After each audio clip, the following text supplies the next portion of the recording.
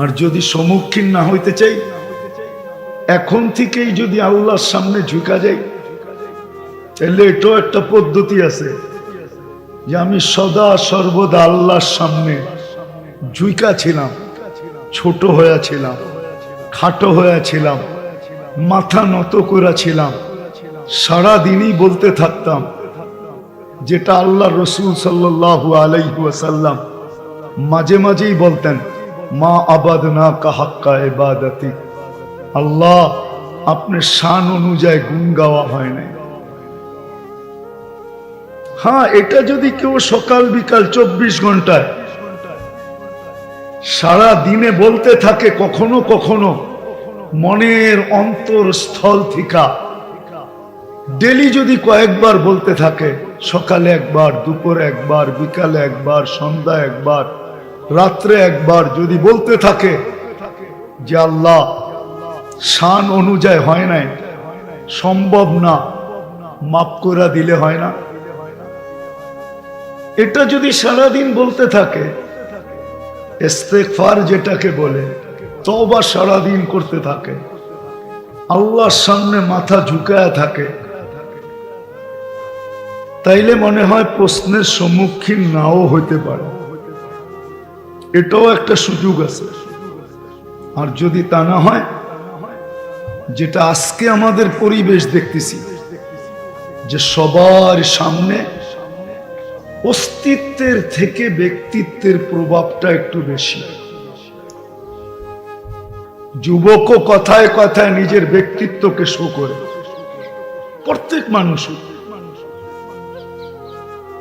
কিন্তু সত্য এটা না, উচিত এটা না। সদা সর্বদা মনে রাখা উচিত এটা যে আমার অস্তিত্বটা আগে, ব্যক্তিত্বটা পরে। এটাই কোরআন হাদিসের শিক্ষা। আজকে মুসলমানের দুরবস্থার শিকার এই জন্য, নাইলে মুসলমান দুরবস্থার শিকার হতো না। আজকে যে মুসলমান সারা দুনিয়ায় দুরবস্থার শিকার যে দেখতেছি, দেশ নিজের বটে কিন্তু চাবি নিজের কাছে না। মনে হয় বুঝাইতে পারি না। দেশ নিজের কিন্তু চাবি নিজের কাছে না। মুসলমান যে আজকে দুরবস্থার শিকার শুধু এই কারণে, অর্থের অভাবে না, বরং আলহামদুলিল্লাহ আল্লাহর এটা এহসান, দুনিয়ার 70% সম্পদ আল্লাহ এখনো মুসলমানদের কাছে দিয়া রাখছেন। আপনি ভালো মতো যদি তাহকিক করেন, হুজুররা তো খালি হাদিস তাহকিক করে আর মুজাব তাহকিক করে, এগুলা তাহকিক মনে হয় খুব কমই করে, রাগ হয়ে যাবে হুজুররা, এগুলা তাহকিক করে না। দুনিয়ার 70% সম্পদ মুসলমানের কাছে। মুসলমানের বাহিরে 30% সম্পদ। 99% সুইস ব্যাংক চলে মুসলমানের টাকা দিয়ে, 99%। 1% শুধু বিজাতিদের টাকা। দুনিয়ার সবচেয়ে বড় টাকা মুসলমানের কাছে। মাথা তো নষ্ট হয় নাই মুসলমানের, কবে হবে এটাও জানি না, আমি মাথা নষ্টই বলতেছি। 2, 4, 10টা দেশ যদি দুনিয়ার একসাথে হয়, তাহলে ওরা ইচ্ছা করলে সারা দুনিয়া কিনতে পারে। তারপরও টাকা এত থাইকা যাবে যে বাকি মুসলমান ওটা দিয়ে চলতে পারে। সারা দুনিয়া কিনা। কুয়েতের টাকা দুনিয়ার সবচেয়ে বড় টাকা, ওমানের টাকা দুনিয়ার সবচেয়ে বড় টাকা, ব্রুনাই ছোট একটা দেশ, ও ইচ্ছা করলে পুরো এশিয়া মহাদেশ কিনতে পারে। আপনি নেটে সার্চ দেন, প্রত্যেকটা গাড়ির পার্টস হলো সোনা দিয়ে বানানো। 400-র উপরে গাড়ি আছে ওর কাছে ব্যক্তিগত।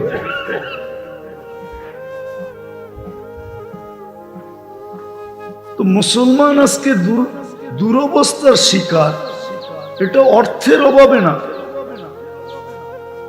প্রসাদনীর অভাবে না, খাওয়া দাওয়ার অভাবে না। যদিও আঙ্গুল উঠানো হয়ে যাবে, আল্লাহ আমাকে মাফ করো, আমাদের বড়দের কথা হইলো, মুরব্বীদের কথা হইলো, এদের উপরে আঙ্গুল উঠানো ঠিক না। শুধু মিডল ইস্ট যেই খাওয়া অপচয় করে, এটা যদি শুধু সঠিকভাবে বন্টিত হয়, তাইলে দুনিয়ার 52টা মুসলমান দেশ খাওয়া পাকানো ছাড়া চলতে পারে। যারা মিডল ইস্টে চাকরি করে আসছে ওরা বলতে পারবে। পুরা একটা বকরি একজনে নিয়ে বসে পুরা একটা প্লেটে 2 থেকে 3 লোকমা খায়, পরে এটাকে কিসের ভিতরে ভোড়া, পলিথিনের ভিতরে ভোড়া ডাস্টবিনে ফেলায় দেয়। দেখেন 2-3 দিন, এই 2 সপ্তাহ আগে আসছে মিডিয়া সার্ভে আসছে, 3 সপ্তাহ হবে, যে কত দুনিয়া চলতে পারে। শুধু দুরবস্থা মুসলমানের এই কারণ যে সমুদ্র তো মনে রাখলো বটে, সমুদ্র কিন্তু মনে রাখছে, সমুদ্র মনে রাখছে যে ডেলি আল্লাহ আমার ভিতরে কতটুকু নুন ঢালেন আমার সমুদ্রের অস্তিত্বকে টিকায় রাখার জন্য। এই জন্য কিন্তু ও 24 ঘন্টা আল্লাহর গুণ গায়। মা মিন শাইইন ইল্লা ইউসাব্বিহু বিহামদি রাব্বি। কিন্তু সৃষ্টির সেরা মানুষটা, আর বিশেষ করে মুসলমান, যাকে আল্লাহ নিজের পছন্দের মাধ্যমে মুসলমানের ঘরে অস্তিত্ব দিলেন, নিজের পছন্দের মাধ্যমে, নিজের ভালোবাসার মাধ্যমে, নিজের নির্বাচনের মাধ্যমে। আল্লাহ কিন্তু মুসলমানের ঘরে আমাদেরকে নিজে নির্বাচন করছেন। নির্বাচিত করছে কে? না আপনি প্রভাব খাটায় আসছেন, না চিঠি দিয়ে আসছেন, না দরখাস্ত করে আসছেন, না কোনো প্রতিপত্তি খাটায় আসছেন। কার চয়েস, কার ইচ্ছা, কার সিলেকশন? এখনো তো 600 কোটি মুসলমান, দুনিয়া 600 কোটি কাফের আছে। আপনাকে মুসলমানের ঘরে নির্বাচিত কে করলো? মুসলমান তো মুসলমান, আবার উম্মতে মুহাম্মদী হিসাবে নির্বাচিত কে করলো? কুদরতি হাতে বাছাই করা। মুকুটটা মাথায় এখনো লাগানো, যদিও টুপির কারণে দেখি না। মুকুটটা তো মাথায় লাগানো, কুনতুম খায়রা উম্মাহ, এটা কি মুকুট না? এদের উচিত ছিল 24 ঘন্টা এটা ভাবা যে আমার ব্যক্তিত্বটা আগে না অস্তিত্বটা আগে। যদি অস্তিত্বটা আগে হয় তাহলে 24 ঘন্টায় অস্তিত্বের উপরে আল্লাহ নুন কতটুকু খাইতেছি, কতটুকু আল্লাহ ঢালতেছেন, তার বিনিময়ে আমি আল্লাহকে কতটুকু স্মরণ করতেছি। কালকে আমি এই চেহারাটা আল্লাহকে কি করে দেখাবো, কি করে চেহারাটা দেখাবো? কালকে কি দুনিয়ার এই ব্যক্তিত্বগুলো ওইখানে চলবে কি চলবে না, এটাও ভাবা উচিত ছিল যে আমার ভিজিটিং কার্ড কবরে চলবে কিনা, আমার ব্যক্তিত্বের পরিচয় চলবে কিনা। যদি চলতো তাহলে কোরআন এতগুলা ব্যক্তিত্বের নাম কোনোদিন উল্লেখ করতেন না। কোরআন কিন্তু বহুত ব্যক্তিত্বের নাম উল্লেখ করছেন কোরআনে, দিয়া আমাদের চোখে আঙ্গুল দিয়া বুঝিয়েছেন যে দেখো আমাদের কাছে কিন্তু ব্যক্তিত্বের পরিচয় চলবে না। নাহলে আপনি কি মনে করেন 5 জন রসুলের ভিতর থেকে একজন নূহ আলাইহিস ইসলাম, যিনাকে আদমে সানি বলা হয়, দ্বিতীয় মানব গোষ্ঠী যার কাছ থেকে, জিনার থেকে আবার শুরু। প্রথম আদম আলাইহিস ইসলাম থেকে শুরু, নূহ আলাইহিস ইসলামের এখানে আইসা অফ হয়ে গেছে, সব মিটা গেছে। নৌকায় যতজন ছিল তার থেকে আবার মানব গোষ্ঠী। মানব গোষ্ঠী কেন? জমিনের সমস্ত প্রাণী আবার ওইখান থেকে শুরু। ওনার পরিচয় আল্লাহ দুই ভাবে দিতেন না। একভাবে তো ছেলের দিক দিয়ে দিছেন যে আপনি যতই বড় ব্যক্তিত্বের হন না কেন, আপনার ছেলের কিন্তু আপনার পরিচয় চলবে না। আপনার ছেলে আপনার পরিচয় ব্যবহার করতে পারবে না, চলবে না। আমাদের কাছে এই পরিচয় চলবে না। অথচ উলামারা বলে জুজিয়াত বাজিয়াতের মাসলা, সন্তান মা বাবার অংশ হয়। উলামারা এটাও মতানৈক্য করেন যে নবীর বীর্য পাক। কেউ কেউ বলে, আমি সিদ্ধান্ত দিতেছি না, কিন্তু আল্লাহ বলে না, আমাদের কাছে কোনো পরিচয় চলবে না। গুণ যে গাবে তারই পরিচয় চলবে। একজন সন্তান আর একজন হলো পোশাক, স্ত্রী। হুন্না লিবাসুল লাকুম, নূহ আলাইহিস সালামের পোশাক, স্ত্রী, পরিচয় চলে নাই।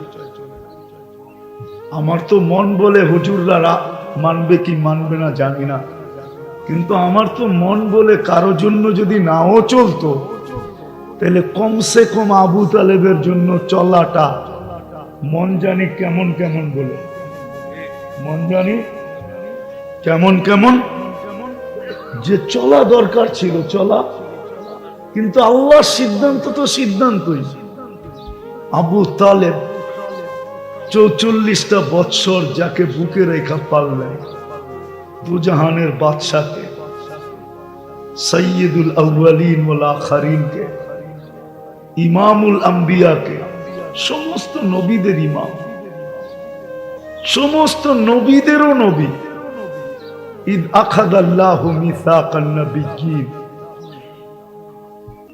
যার নবুয়তের প্রচার প্রসারের জন্য আল্লাহ সেমিনার পর্যন্ত করছেন, সমস্ত নবীদেরকে একত্রিত কইরা অঙ্গীকার নিছেন। ওটা কি সেমিনার ছিল না? ওনাকে 44 বছর পাললেন, একই রক্ত দুই শিরায় উপর শিরায় দৌড়াইতেছে, আপন চাচা। অথচ পুত পবিত্র রক্ত দুনো শিরায় উপর শিরায় দৌড়াইতেছে, কিন্তু কোনো কাজে দিতেছে না। অথচ দূষিত রক্ত আরেকজনের পেটে গেছে, আল্লাহর রসুল বলতেছে জাহান্নাম তোর জন্য হারাম। কেন আমার রক্ত তোর পেটে গেছে, এটা জাহান্নামে যায় তো যায় কি করে? কি বাবুল হেজামতে নাই? না নাই। কিন্তু ওই শিরায় উপশিরায় দৌড়াইতেছে। এই জন্য আমি কথা শেষ জায়গায় চলে আসছি, আজানের সময় কাছায় গেছে। আজকে আমাদের দুরবস্থার কারণ শুধু এটা, অর্থের অভাব না, সংখ্যার অভাব না, প্রসাধনীর অভাব না, দুনিয়ার কোন জিনিসের অভাব আল্লাহ মুসলমানের কাছে রাখেন নাই।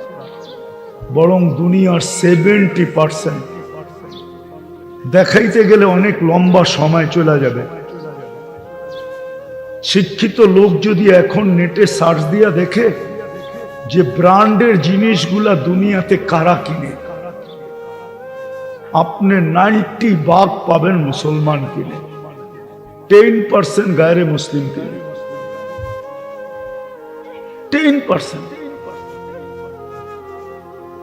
10% পাবেন গায়রে মুসলিম কিনে। বাংলাদেশে নাকি পাওয়া যায় একজন যিনি 20 লাখ টাকা দামের শুধু জুতা পরে।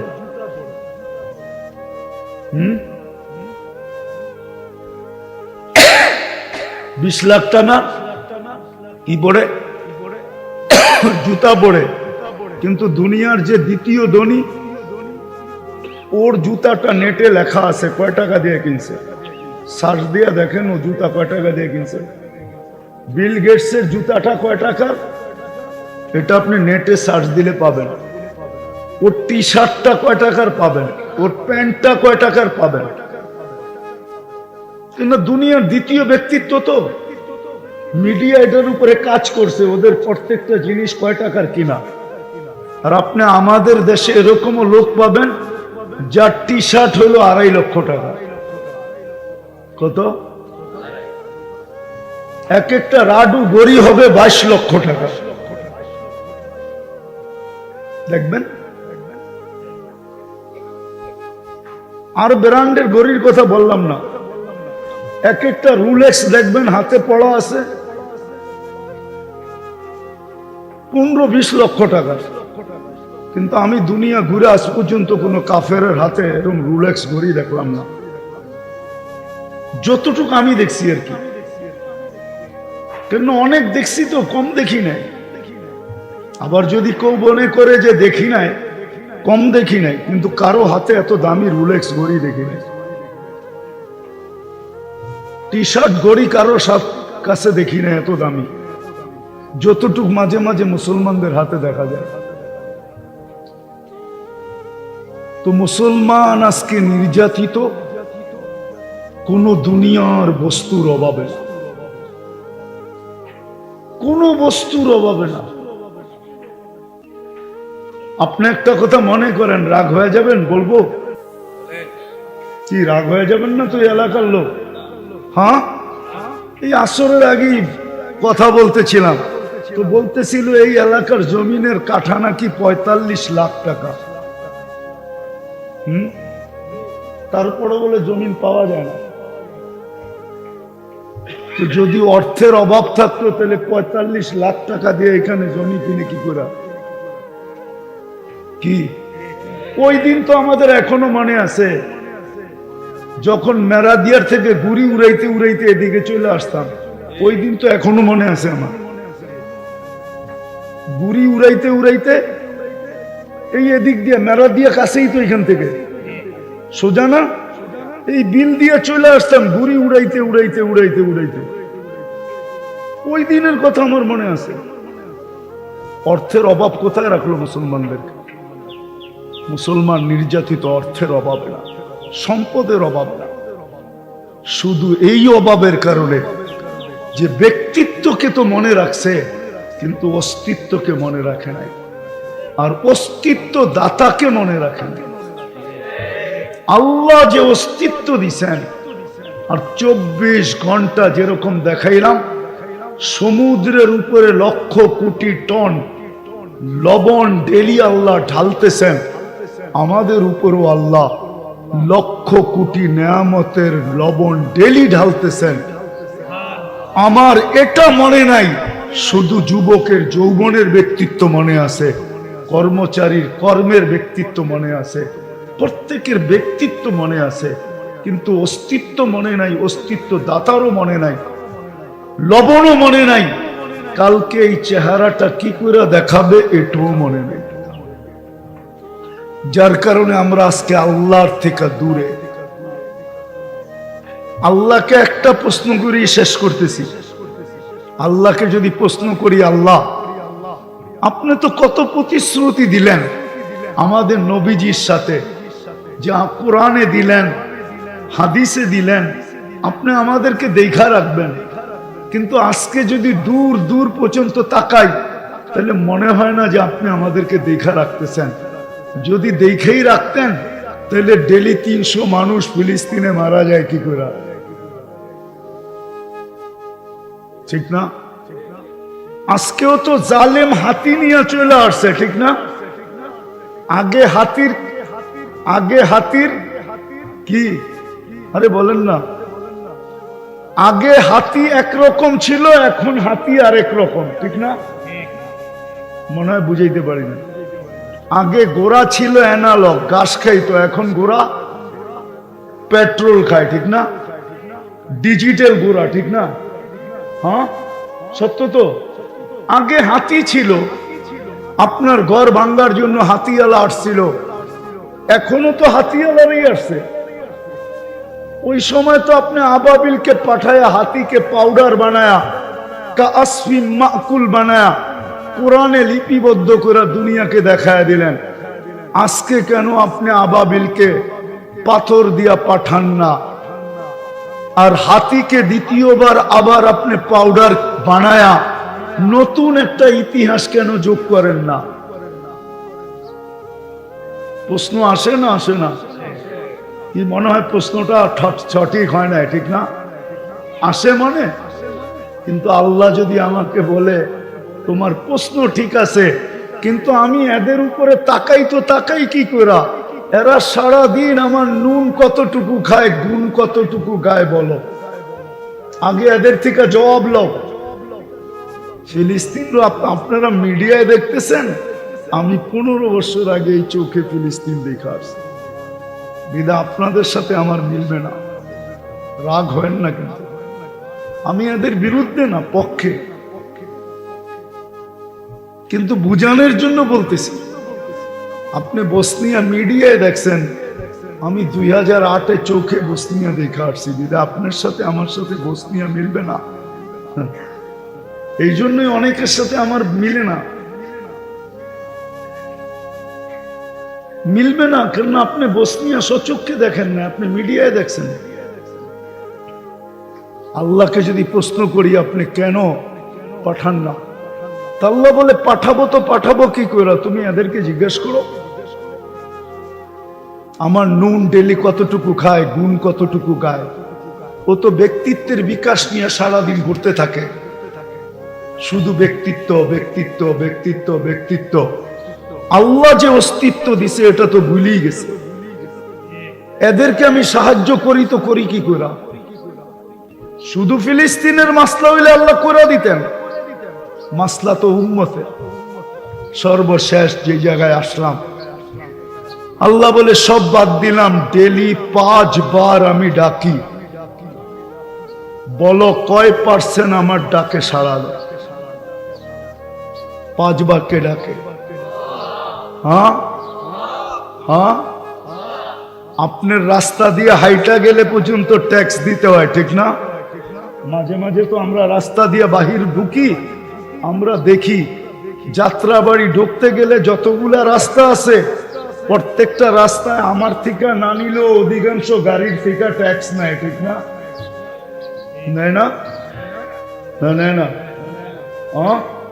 সারা রাত্রি তো দেখতে থাকি, এমন তো দিন যায় না যেদিন রাত্রে ডাকা না ঢুকি, প্রত্যেকটা পয়েন্টেই তো দেখতে থাকি। আল্লাহ বলে আমার এই দেহটা দিয়া, অস্তিত্বটা দিয়া তুমি ব্যক্তিত্বের বিকাশ ঘটাইলা, আমি ডেলি 5 বার ডাকি, তুমি কয়বার আসো? তো আমি তোমাদেরকে সাহায্য করি তো করি কি করে? মনে হয় বুঝাইতে পারি না। কে ডাকে? হ্যাঁ, কয়জন মুসলমান, কয় % মুসলমান নামাজ পড়ে? কয় %? 10, 20? আরে বলেন না, 20% নামাজ পড়ে। হ্যাঁ, মাইনা নিলাম 10% পড়ে। রমজানে কয় % নামাজ পড়ে বলেন? 50%। হ্যাঁ, অথচ এক ফরজ 70 ফরজ, ঠিক না?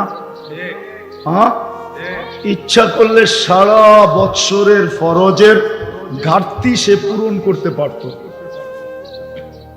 আরে আল্লাহর ওইখানে হইল কি না হইল এটা পরের কথা, নিজের মনকে তো বলতে পারতো যে আল্লাহ আমি 1 মাস নামাজ পড়ছি, প্রত্যেক ফরজ 70 গুণ, ওই হিসাবে আমার 1 বৎসরের ফরজের ঘাটতি হয়ে গেছে, পূরণ হয়ে গেছে, আরো আমার কাছে বাইচা আছে, আপনি আমার উপরে আঙ্গুল উঠান তো উঠান কি কইরা?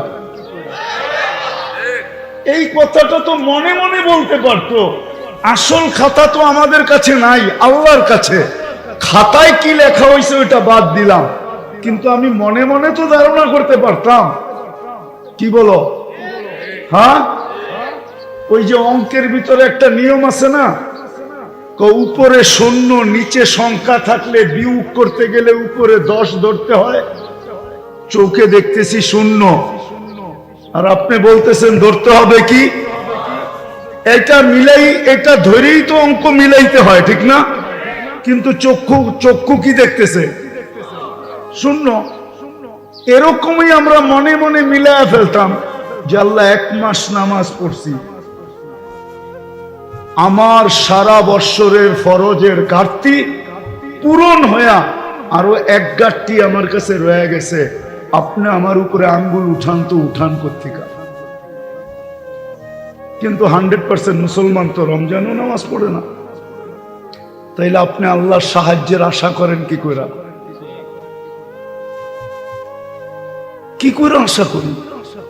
অথচ 99 পদের মালিক আল্লাহ ডাকে, আসেন আমার কথা যদি বুঝে আইসা থাকে আসেন।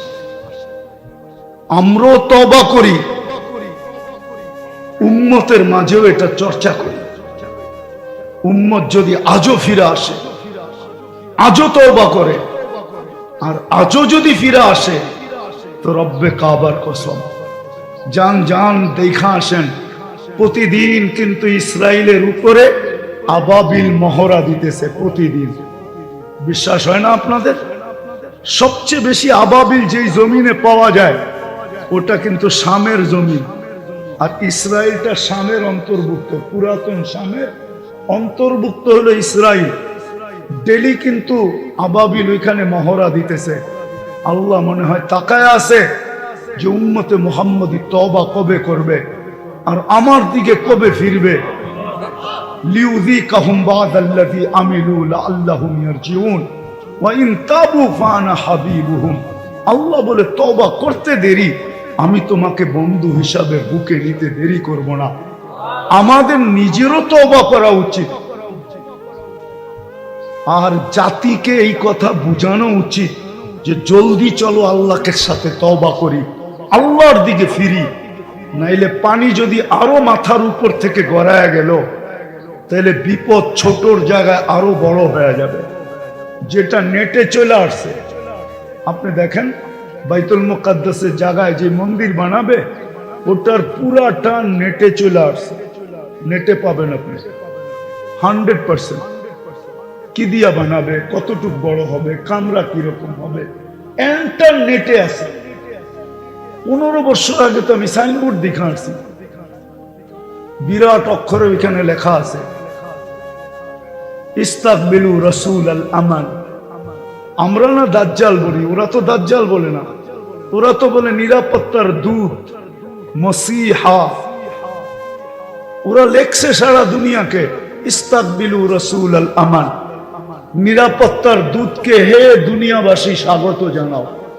ইংলিশে লেখা আছে, হিব্রুতে লেখা আছে, আরবিতে লেখা আছে।